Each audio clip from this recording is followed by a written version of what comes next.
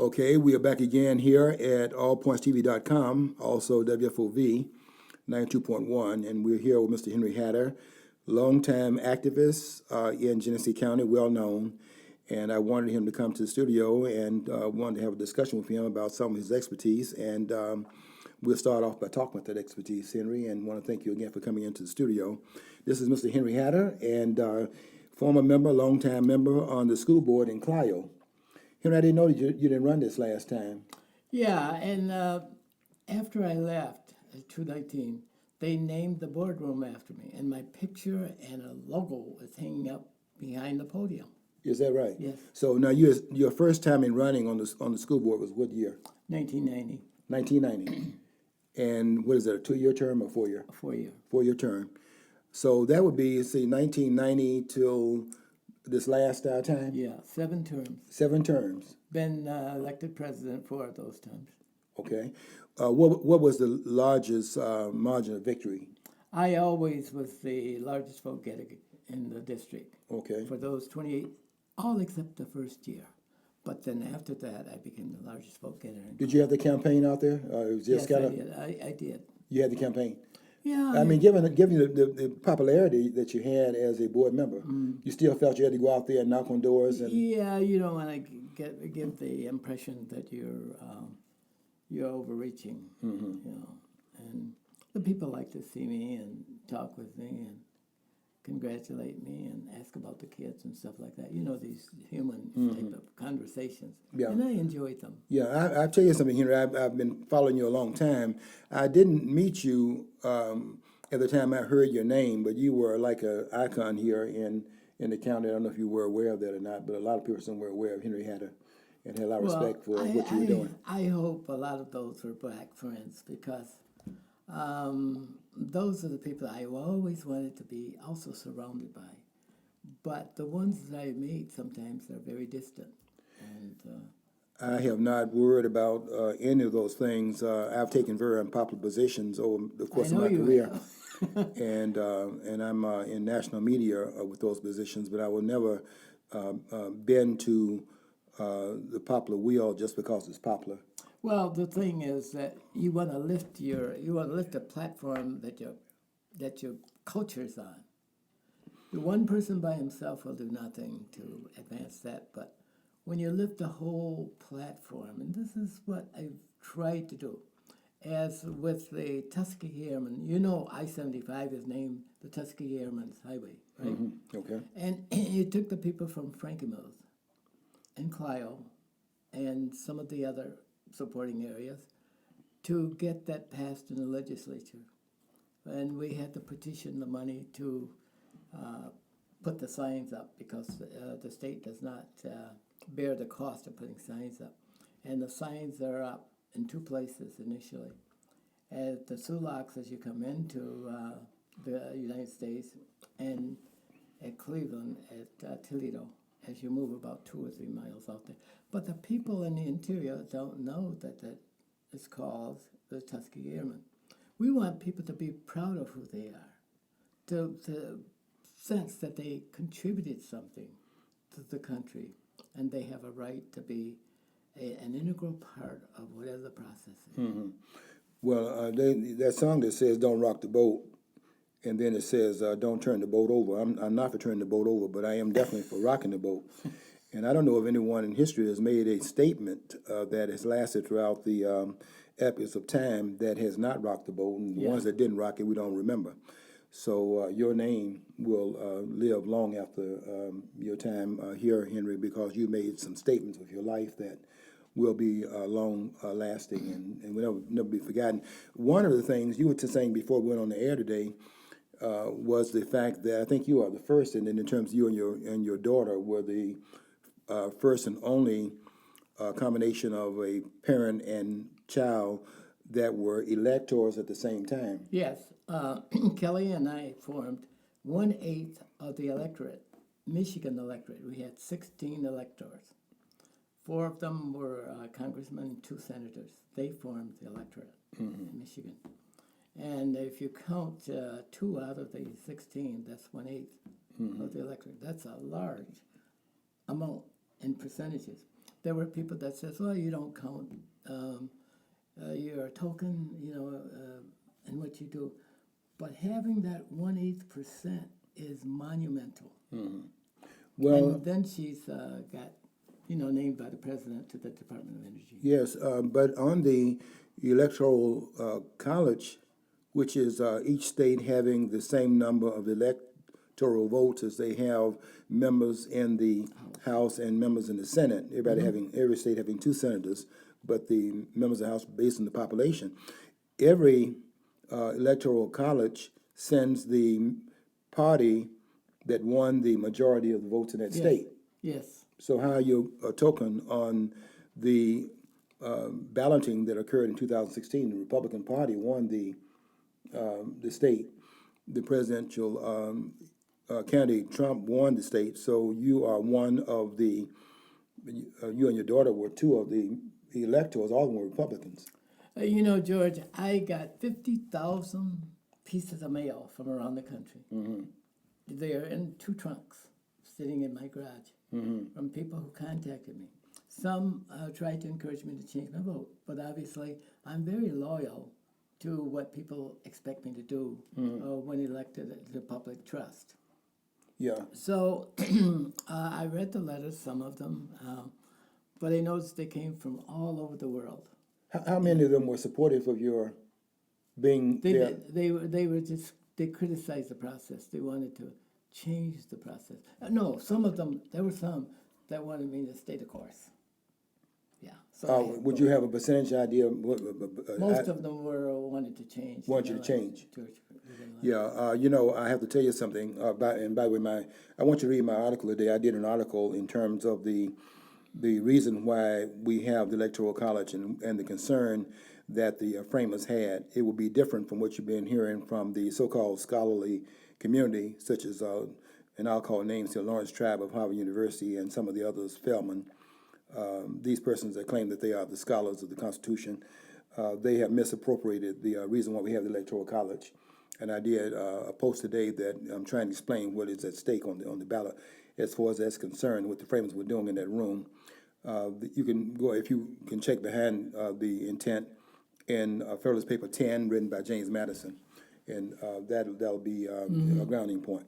But this idea of changing your balloting, I noticed that Lawrence Tribe of Harvard University is a professor emeritus of law that said that the intent of the Electoral College was a check and balance system over the verdict of the voters. If the voters go to the polls and they vote a certain way, then the Electoral College can be like a corrective standing in back of the people in case they get it wrong, the people getting it wrong.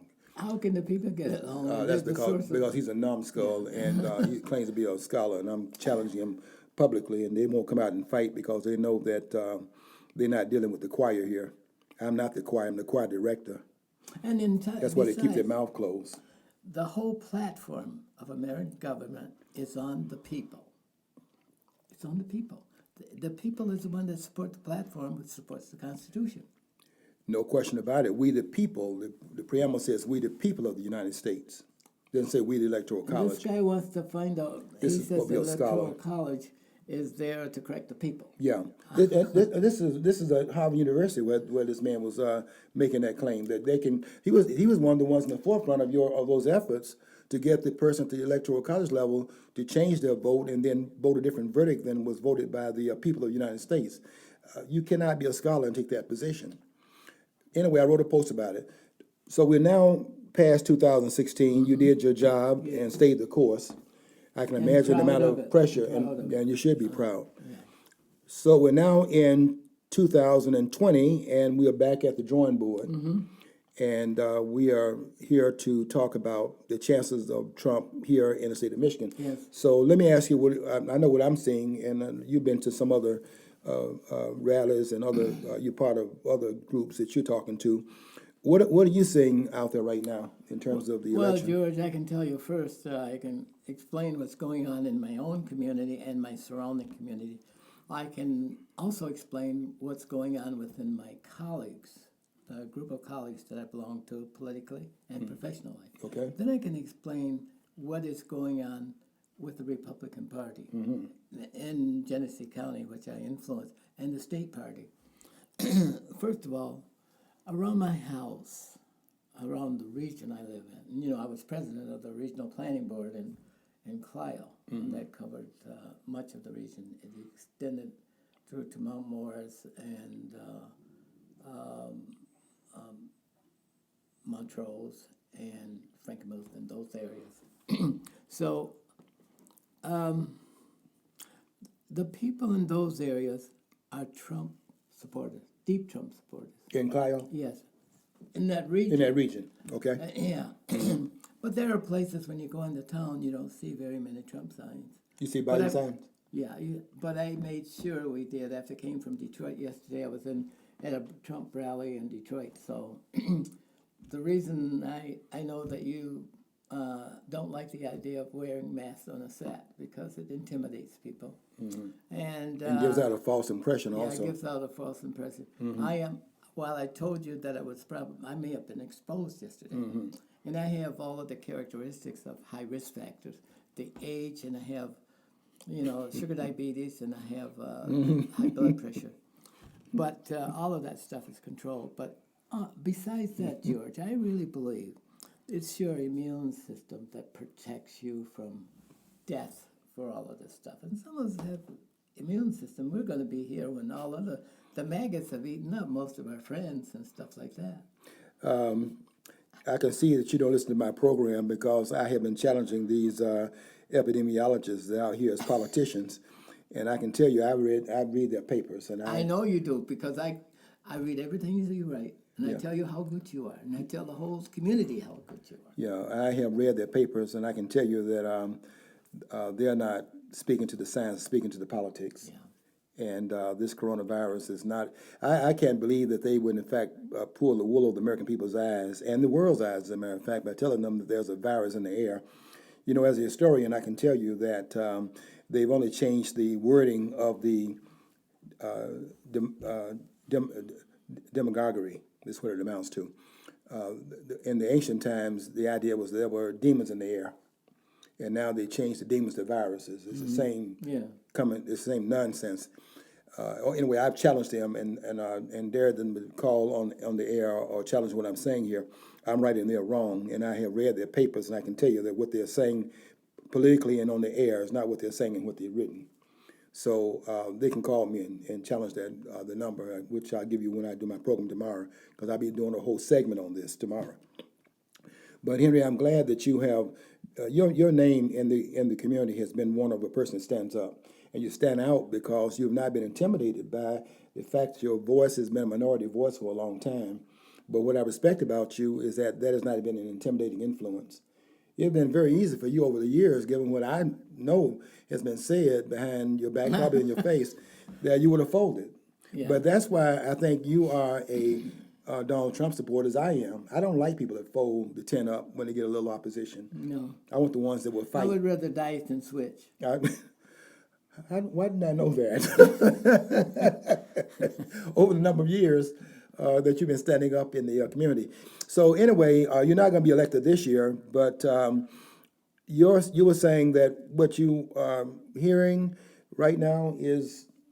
Yeah. Oh, in my community, people are supporting Donald Trump. In my region, What percentage would you say in your community?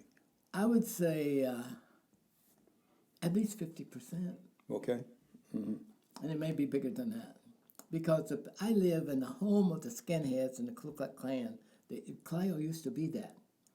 And yet these folks voted me in for 28 years as a member of the School Board of Education. And then named the boardroom after me. There are only 3 people in Genesee County with that distinction. That's Lillian Mason from Grand Blanc. Yeah, I realized that was how the community was viewed, and there certainly had to be something behind it. And I always wondered, how were you able to be so successful in that environment as you were? Well, I would say part of it is my upbringing. I'm usually loyal to my causes. I don't switch quickly, but yet I use common sense and change as things will dictate. That you can no longer hang on to these views because they don't work anymore. So I'm flexible in that way. But I think I was good at what I did. I was good at education. I was a well-educated man. I had worked for General Motors, the Buick division of General Motors, with in engineering, and then I became a plant manager, and I did well there. And I served on a lot of committees for General Motors. I served on a lot of committees for the state too. You know, now as many of the Black Americans here in Genesee County, they may think that they've had lots of positions, but they have not even come close to the positions of appointments that I've had. And and many of these appointments came through by Democrats. They were the white Democrats, though, but I got appointed to just the various organizations. Now, one of the highest appointments that I still have right now is being the chairman of the jury board. I see. Yeah. Let me ask you, did you ever think about folding your tent up, so to speak, politically, because of the Genesee County is a small version of California. It is a stronghold of the Democratic Party. So, given all of they stand out as a black Republicans stand out in this county, but as a black Republican, you really stand out like a sore thumb. So, did you ever think about folding your tent up or not? Not for that reason. Not for that reason. Probably just lots of demands on me, but not. And, you know, I have lots of people who would come to me and seek advice on how to get things done, and they knew that I had my fingers on the pulse, where people could move things around and get some things done. I've tried to work for the mayor of Flint for both Stanley. And give them some advice. And those individuals, when they had the pulse of the city, and I've even gone to them and asked them, when I was working for General Motors, let us save General Motors Buick division, because on the 29th of June, 1996, General Motors came up with a statement: there will be no further production at Buick City after July 1st, 1999. 1990. That was a statement from General Motors Corporation. And so I went to the city, and I went to the president of the union, and I said, let me have the governor, and I believe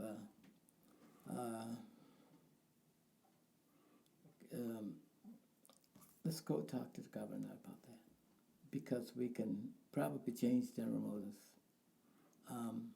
mind, because Buick has struck against General Motors. That was just about 6 months earlier.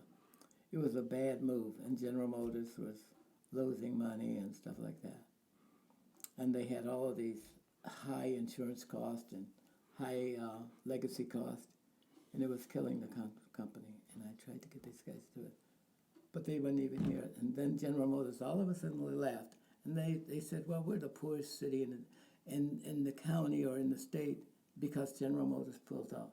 General Motors is not here to please people. It's to make money. I'm sorry. Yeah, anyone don't understand that about business, then they're missing the whole ball game.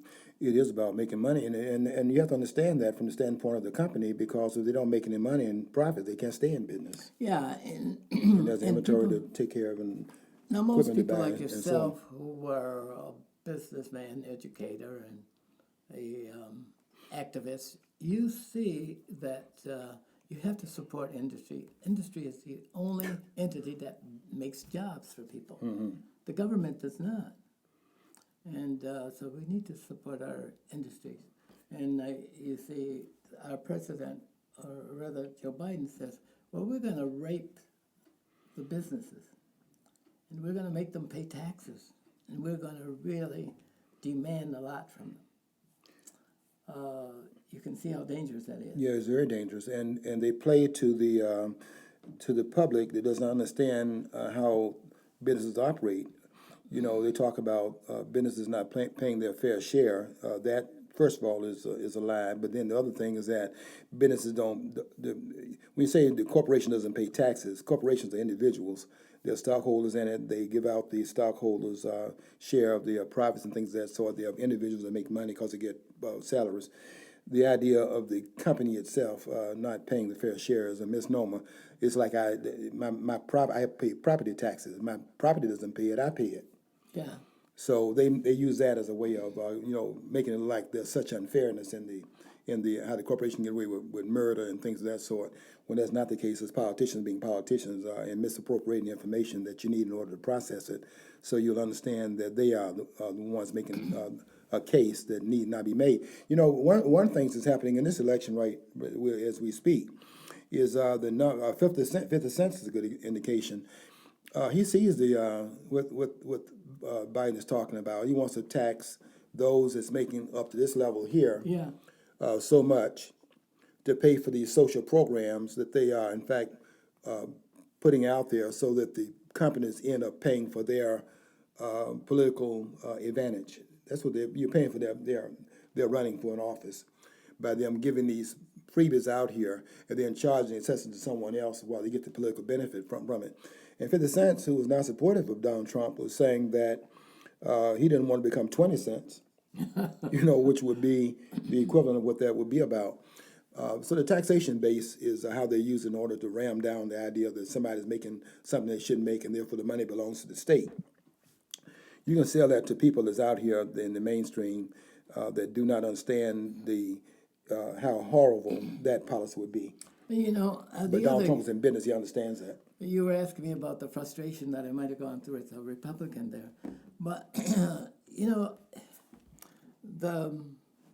there were, and I'll try not to mention names here, but there was a mayor that said that Republicans intimidated black voters, but Republicans won't go into black communities without someone else there. Mm-hmm. They were afraid to, mm-hmm. And for 5% of the vote, 5 votes out of 100 votes, they're not going in there. Nobody would do that. And so I asked this mayor, I said, Mayor, you made this claim that the Republican, I was chairman of the Republican Party, and they said, you make this claim that the Republicans are intimidating black voters. But I'm going to go to the press and ask the press to join us, you and me, and we will observe. If we get a complaint from someone, we'll take it to the press and have the press go along with it to interview it. Well, guess what? I never got any complaints. Mm-hmm.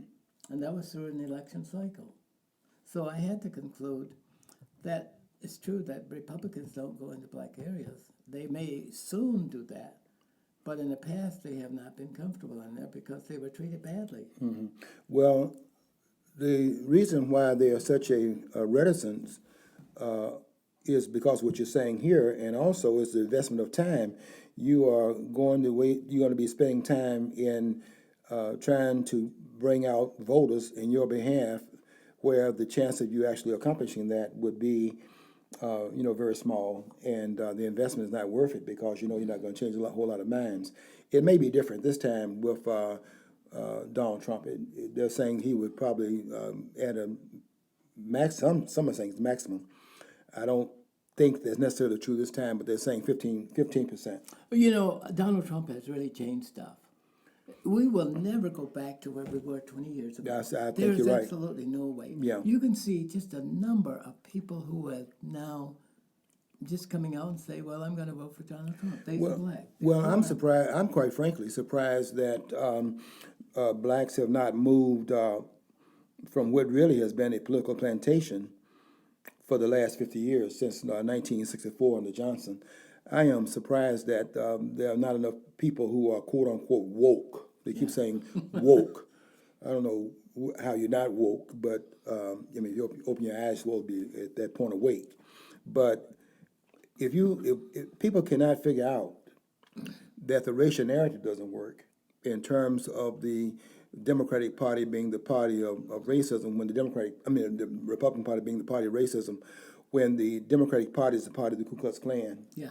And Robert Byrd and some of the others, and people that have been embraced by Obama, embraced by Biden, embraced by the Democratic Party, because that was the makeup of the party.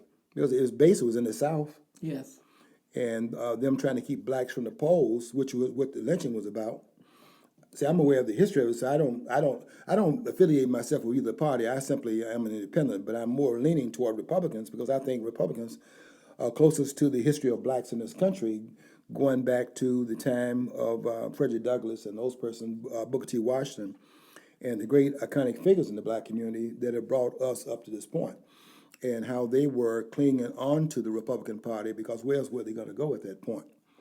And so we did have we exercised that privilege. Today, to stick ourselves in one party at this point to the exclusion of the other parties is a mistake. We need balance. We need just balance. Just like kids in a Both family. parties. They need their mom and dad to create a platform for the kids to survive on. And we need a two-party system to check each other, that we don't move too far one way or the other. You'd be surprised of what that would do in terms of shaking things up in the black community, because then you have both parties coming knowing they have a chance at the privilege. Yes. And they would then have to come with certain things that would in fact energize the community based upon the privilege coming from both parties. But you don't have that because of the monopoly that is on the black vote, and that's a mistake no matter who's practicing that. Very few persons practice that, by the way, in terms of lockstep. No other minority group does that. They are making an appeal right now to the Hispanic community in the Republican Party because they think there's a better chance of shaking that tree than it is in terms of the people that started out Republicans. Black people could not afford the luxury of voting for the party of the Klan because of the danger they were in. Yes. And so they were voting in almost single, in a majoritarian way for the Republican Party. In fact, Douglas said Republican Party is the ship and all else is the sea in his time. Mm-hmm. And, you know, it's interesting that we're talking about this, but there is an opportunities that we can't beyond to imagine in 30 years when we have the paradigm shift. When African Americans and Hispanics will become the arithmetic and political majority of this country based on population. Mm-hmm. There's no way you can stop it. Nature is going to provide that for us.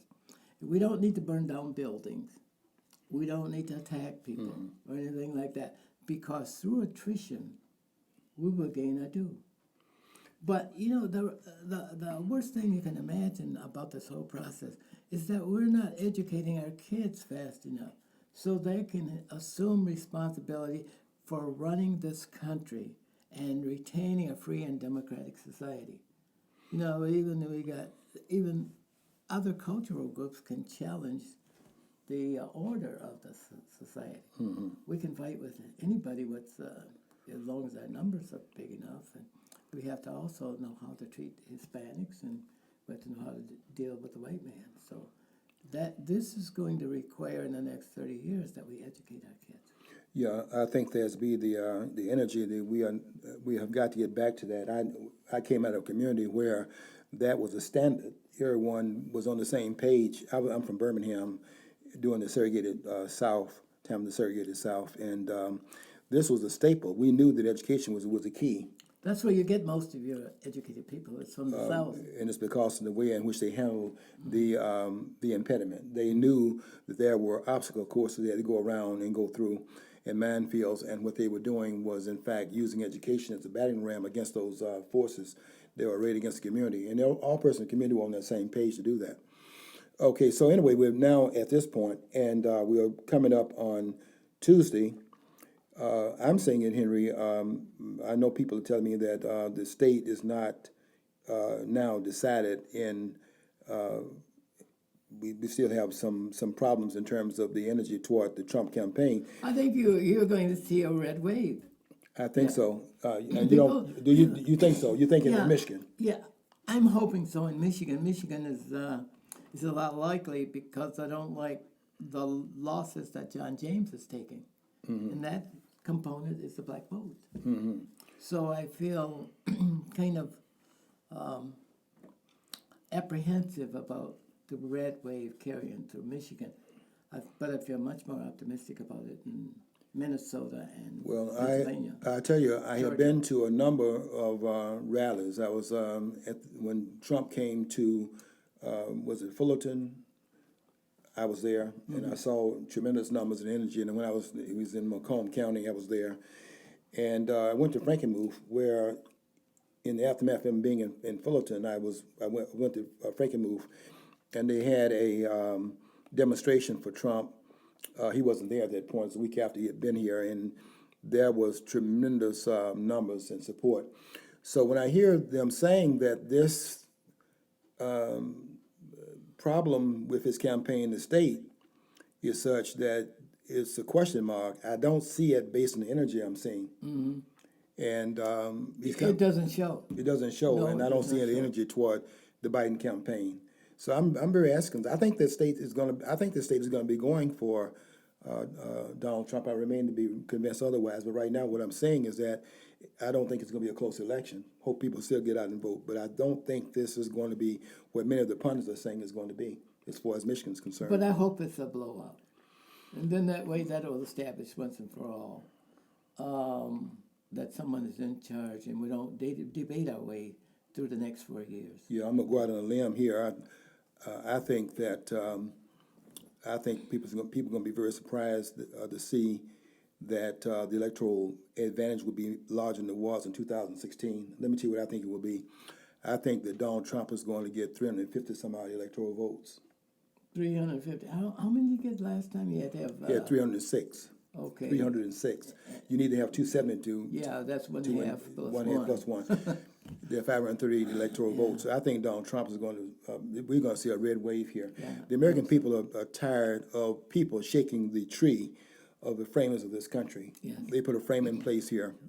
It's the most brilliant frame, the envy of the world. And And we're trying to shake it loose in the country where it started. And there's another component that we haven't figured out yet. We don't know what the attitude of women are. What white women, we don't know what they are. And they're the largest component in the population, and yet there'll be others president before they will be. I have not. I'm curious. to see the Henry, I'm outcome not of buying. this. I'm not. I know what they're saying. I'm not buying that. They now have created a friction between people in their own homes. The Yeah. men got one position, and the women got another position, and they're in the same house. Look, I'm not buying that. Are the women? Are the men only the ones that want law and order? And the women don't want to be safe. Look here, they could tell us anything. The only poll that's going to matter is the poll that's going to matter. Yeah.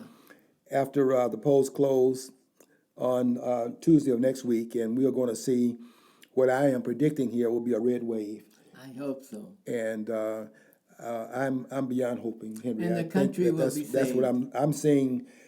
You cannot tell me my eyes are lying again when they weren't lying to me in 2016. And I came out the day of the election, so people get ready to get a surprise here. And I only said that publicly on Facebook, which I read on every day. I only said that because I saw my eyes telling me a different narrative. You and Rush Limbaugh are on the same page. Well, Rush is a very close observer, and I tried to pay attention to what I'm seeing. And I do not think that the energy in the Biden campaign. See, if you don't go to here's my bottom line position is that if you don't go to the rallies, and they're not going to Biden's rallies, and you're not, and Nobody else is going and either. nobody else is going either. I don't think his family has gone there. But if you're not going to a rally where you don't have to stand in line because there's nobody there, how are you telling me that people standing in line, they won't go to the rally where there is no line, but are standing in line to vote for him? And I cannot buy that as a narrative because it doesn't make any sense. Why can the press use that to be a convincing argument? They don't want to be objective. They want to. They are these persons are advocates. This is the advocacy we have of our press. That's why they're not covering this. I mean, it's amazing that this man running for president of the United States. Look how corrupt he is, and they won't touch it. They're acting like they're talking about this is a Russian hit job again. They've already gone down that road. We've had that so discredited through the Mueller report.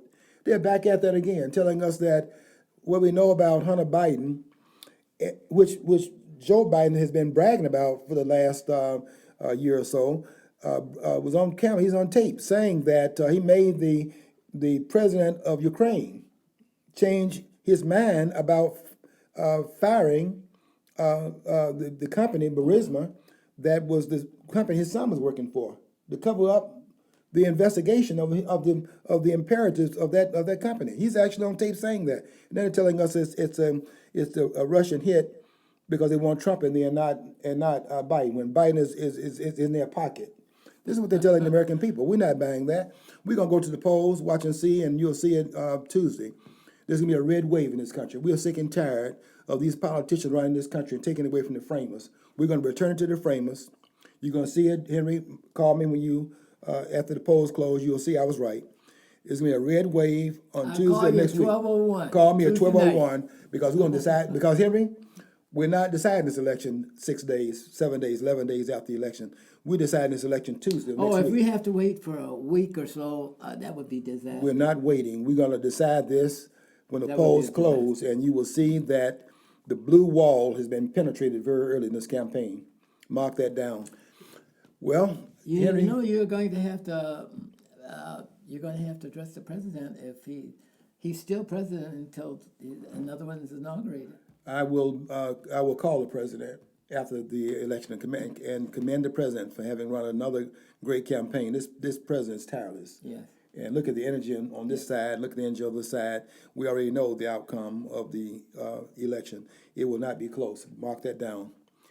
Henry, I want to thank you for coming in. Whenever you come in, I always enjoy Well, it. thank you. I hope you'll invite me back. I've never had anything but admiration and respect for you, for the way in which you write, the clarity and the substance and the believability of things that you write. And I'm sure I know that there are people all over the country, irrespective of the world, irrespective of their race, that compliment you for your genius and your great understanding of our Constitution. Well, let's hope that we will, in fact, have enough influence to push Donald Trump over the top. He's the We're person of gonna be the hour working right for now. that. And I know that you'll be out there and I'll be out there, and we'll do all we can to bring about that result. Well, thank you again for coming in to the studio, and it's always a pleasure. Okay, folks, that's going to be a wrap for us. Hope you will go out and vote, exercise your vote the way you see the issues in your behalf. We are here at allpointstv.com and also 92.1, and we hope you will, in fact, exercise your right to the franchise. Until next time, I want you to follow your dream. If you don't follow your dream, you'll never know what's on the other side of the rainbow.